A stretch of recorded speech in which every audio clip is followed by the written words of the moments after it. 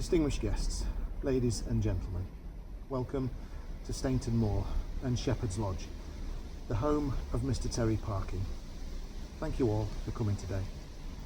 Terry has graciously allowed us to be here today and for our group to build this memorial on his land, as it was on this land, just over there in fact, in December of 1998, which saw the loss of Group Captain David Haward and the final moments of Harrier Zulu Delta 434. Welcome to all from the Haward family, and thank you for allowing us to develop and build this memorial in honour of David. Welcome to retired Air Marshal Sir Stuart Atha, KBE, who has kindly come along today to unveil our memorial. Welcome to Air Commodore Adan Sansom, who is the RAF's Regional Air Officer for the North of England. Welcome to Reverend Sandy Gall. Sandy is part of the RAF Leeming chaplaincy team and will be leading us through our service very soon. Welcome to retired Air Commodore Ken McCann, CBE. Welcome to Barnard Castle Town Mayor Paul Ings and to councillors from this local area. To our guests from the Royal Air Force at RAF Wittering and RAF Leeming, to our guests from RAFA, Holly from the Royal Air Force Benevolent Fund, and to Barnard Castle School CCF and their RAF cadets, led by Lieutenant Colonel Caroline Connor.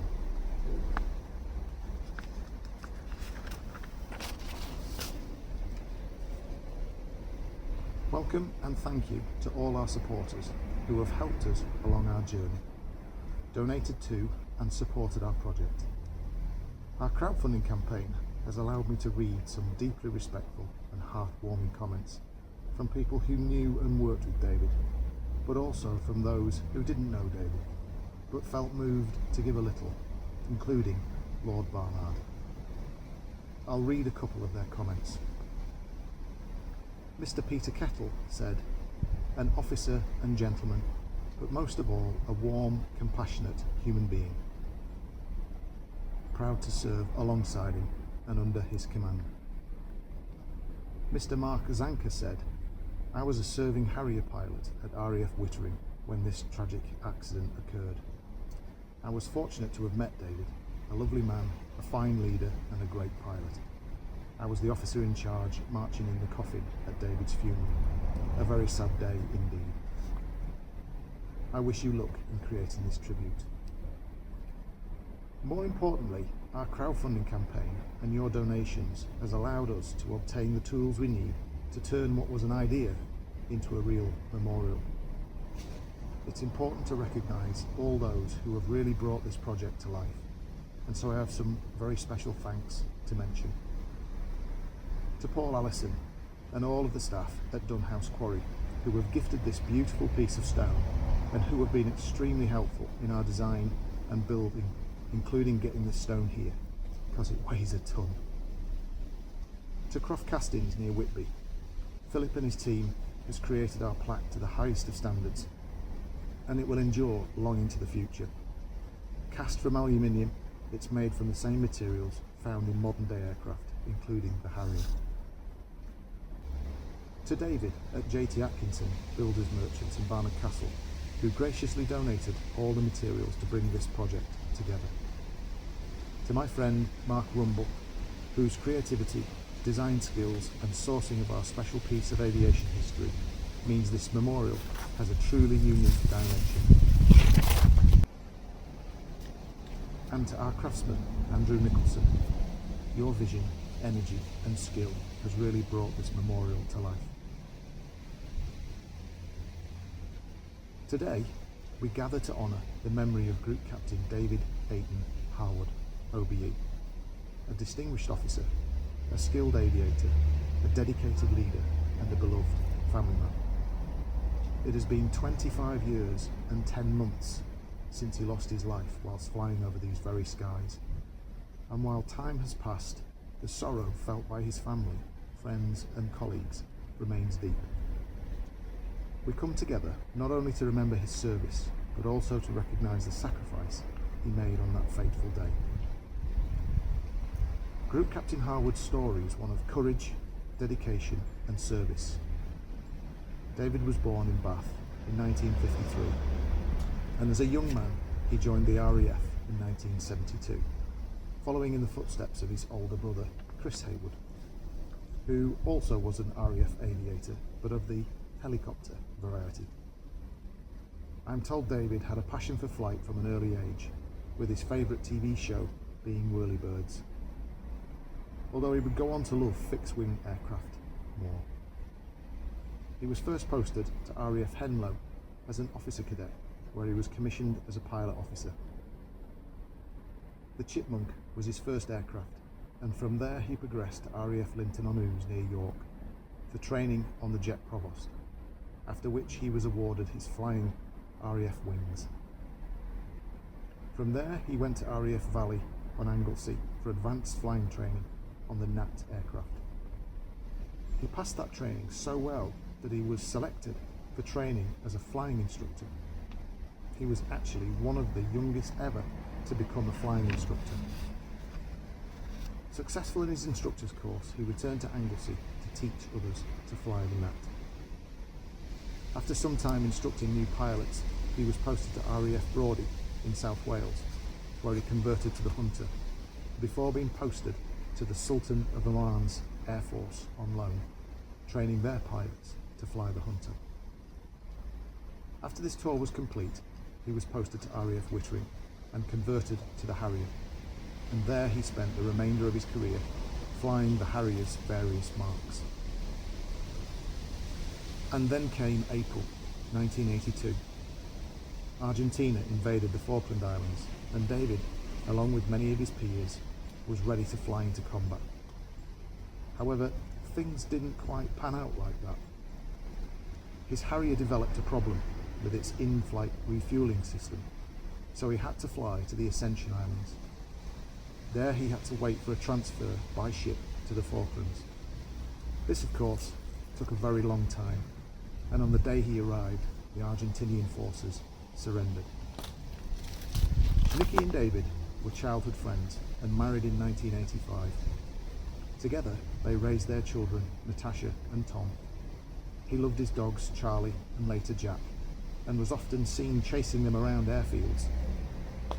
He loved walking, entertaining and eating out.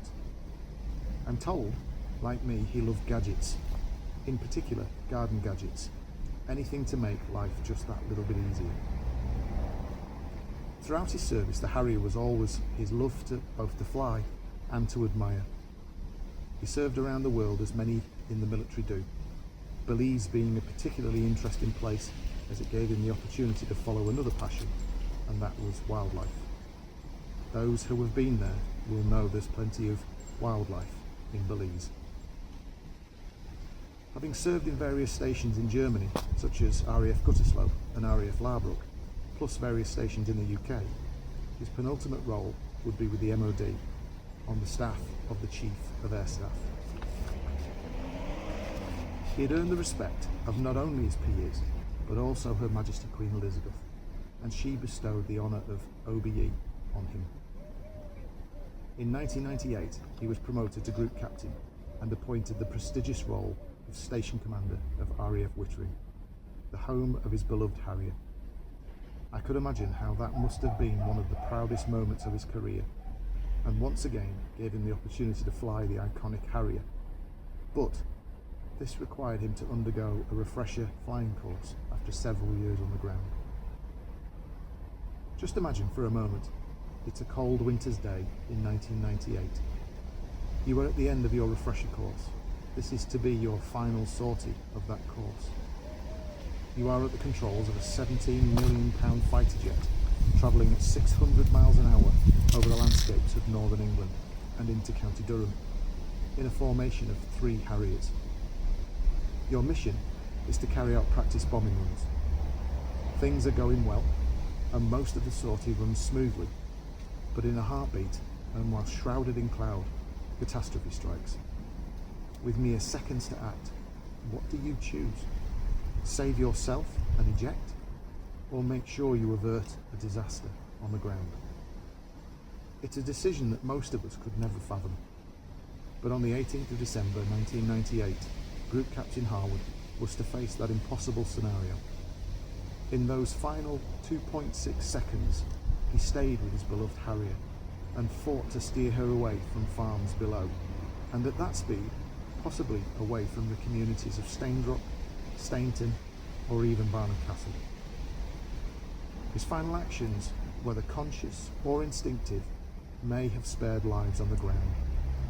A selfless act that left an indelible mark on those who witnessed it and came running to help. Mr. Brian Robson from Gowan House Farm being the first. Today, as we unveil this memorial on land near to where he was lost, we do so to ensure that his legacy endures. We honour his bravery, his service, and the sacrifice he made, knowing that the memory of his actions will not only forever remain in the hearts of those who knew him, but also in the history of this community. So to the reason why we're all here today, the unveiling of this memorial. I just want to take a moment to share with you Mark, Andrew, and my vision for this memorial. As you will see shortly, our stone base reflects a memory of the stones that would have been recovered from within the site, just over there. Piled up, set aside, almost cairn-like. The feature stone is, as we mentioned earlier, from Dunhouse Quarry, which is just across those fields and not far away.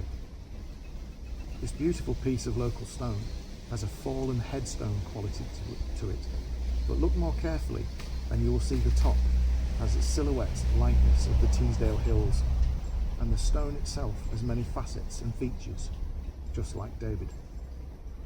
This memorial is made from those materials found within this landscape, and that was an important part of our plan. The position is gazing directly at the crash site. It enjoys the morning sun and the evening sun, and the paddock has an ethereal atmosphere that most churchyards would be proud of. I'm certain David would be very happy to know his memorial sits surrounded by nature and local wildlife. As you will see shortly, this memorial commemorates not only David, but the Harrier too. When I first posted David's story on social media last year, Sir Stuart Atha was one of the first to comment, and he told me how he was friends with David. It was at that moment I knew Sir Stuart was the right person to unveil our memorial. It is my honour to hand over to Sir Stuart to say a few words and carry out the unveiling.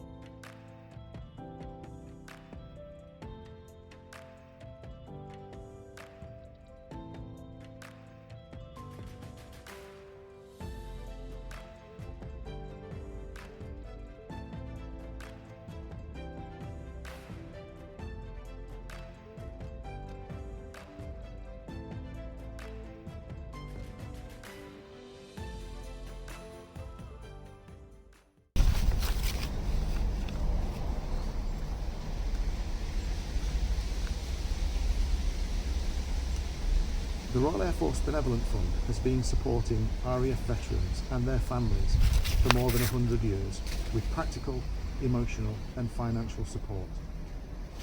Back in 1998, David's family also needed and received support from this fine organisation. In fact, David's daughter Natasha continues to work with them to this day. One of our supporters, Julian, told me a story about his mother. whose estate has provided a significant donation to our project. Julian's mother joined the RAF in her younger years and enjoyed her service. Many years after leaving the RAF, she also had her hour of need and didn't know where to turn. Money was tight and she kept her family warm and safe. To her delight, the RAF-BF stepped in and supported her. It's a real testament to the work of the RAF-BF that when they say they will stand by you, they really do mean it. So with that in mind, and in David's name, I am very proud today to be able to give something back. We are donating our remaining project finances of £780.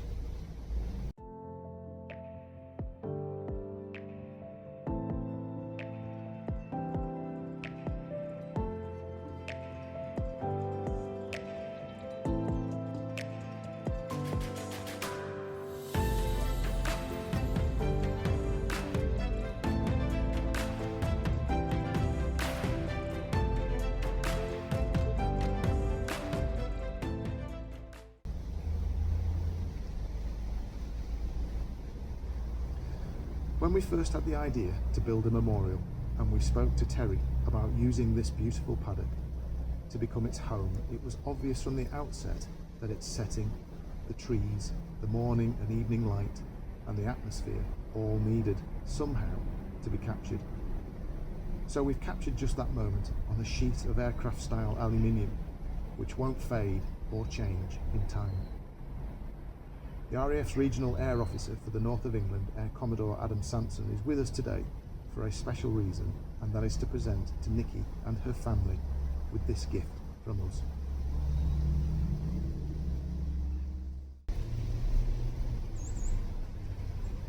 Now the formalities are out of the way, please enjoy our refreshments, handmade and baked by Shona from Oliver Twist Sandwiches in Barnard Castle. Thank you, Shona. At very short notice, our marquee has been provided by Howard Cross Marquees from Cudderston, and a big thank you to them for helping us out today. If you need a toilet, Nixon Hire have also very kindly provided a loo for our event, and you'll find it down the trail. And of course, whilst you're having a cuppa, please have a closer look at the memorial. Thank you everybody, and safe journey home.